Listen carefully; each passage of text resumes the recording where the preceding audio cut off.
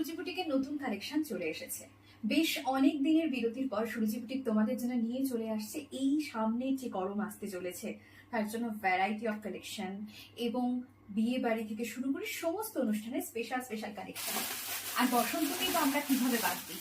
হ্যাঁ, অনেক ধরনের অ্যাস্থেটিক কালেকশন যেগুলো আমরা পছন্দ করি সেগুলো তো আছেই।